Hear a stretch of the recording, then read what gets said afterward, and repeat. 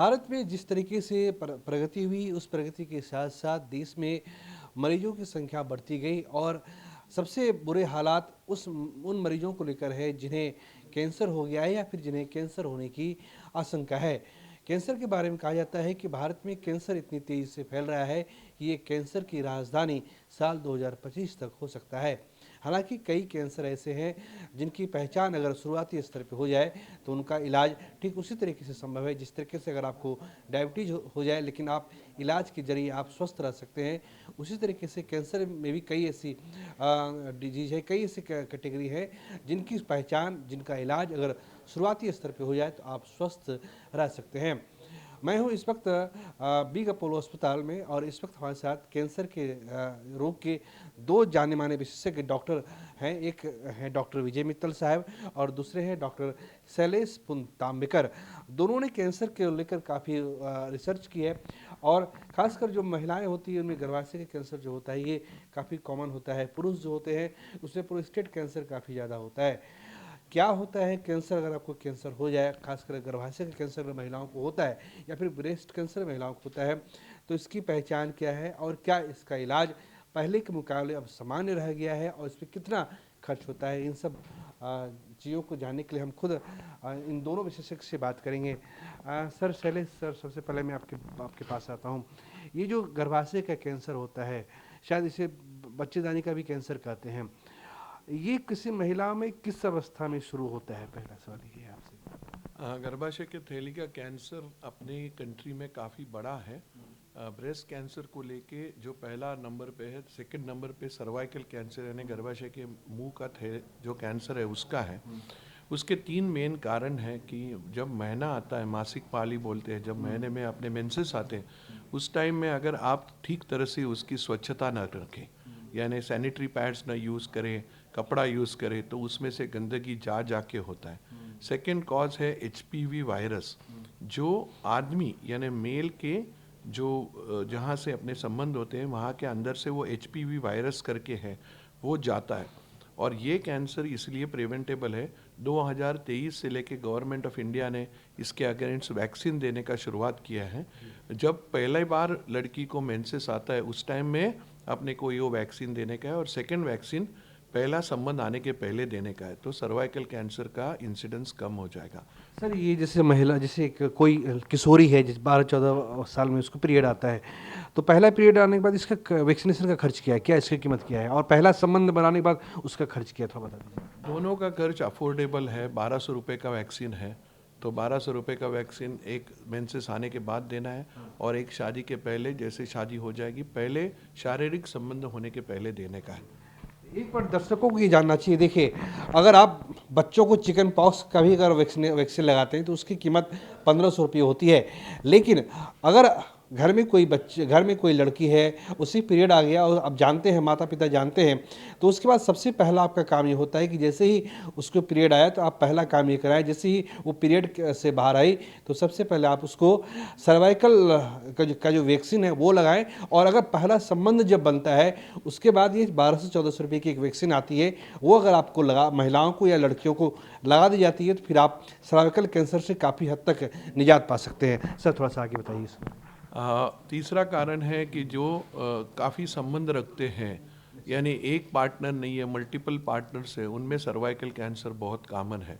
तो वेश्या लोगों में काफ़ी कॉमन है ये सर्वाइकल कैंसर्स।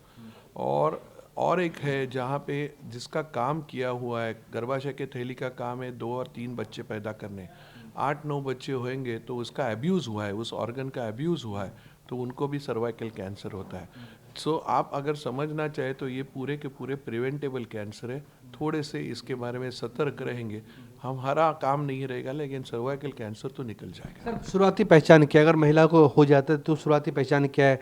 पीरियड में आने में देरी होगी या फिर जो जननांग है उससे दुर्गंध आएगी, ऐसा कुछ क्या लक्षण क्या है उसका? नहीं, सबसे इम्पोर्टेंट लक्षण है जो अपने आंखों के सामने दिखता है, जब मासिक पाली नहीं आ रही है और फिर भी ब्लीडिंग हो रहा है, यानी संबंध करने के बाद ब्लीडिंग हो रहा है, या आपकी मासिक पाली 28 दिन में आने वाली है लेकिन बीच में ही ब्लीडिंग हो रहा है, तो ये सबसे इम्पॉर्टेंट चीज़ है। जब भी 90% ऑफ द पेशेंट बोलते हैं कि हमको ना संबंध करने के बाद खून आता है, आना नहीं चाहिए।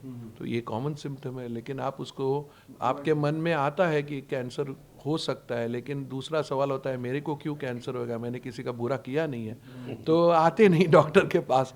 तो किसी का बुरा करके होते तो सब गुंडों को होना चाहिए, तो ऐसा होता नहीं है।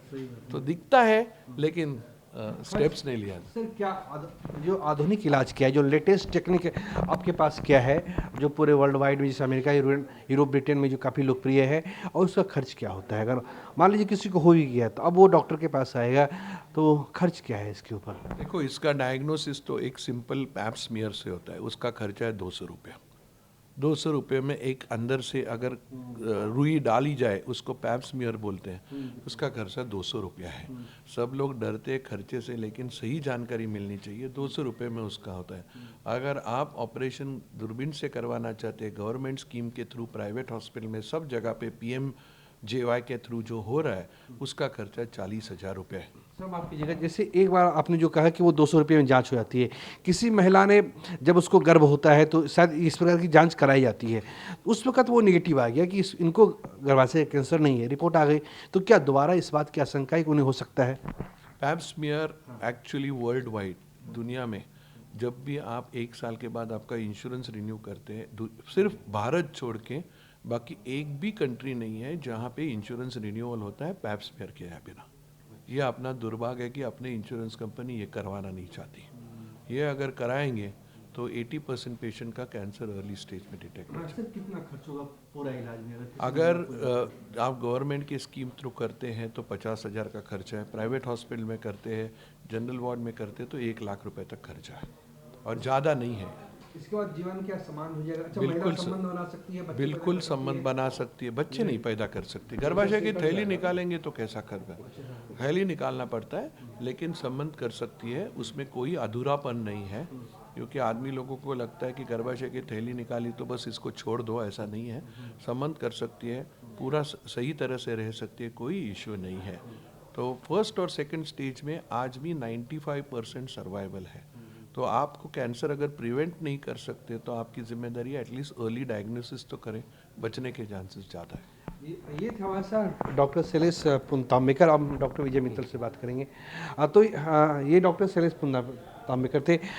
सर, जो लेप्रोस्कोपी के जरिए जो इसकी जो चिकित्सा की जाती है, ये क्या होता है?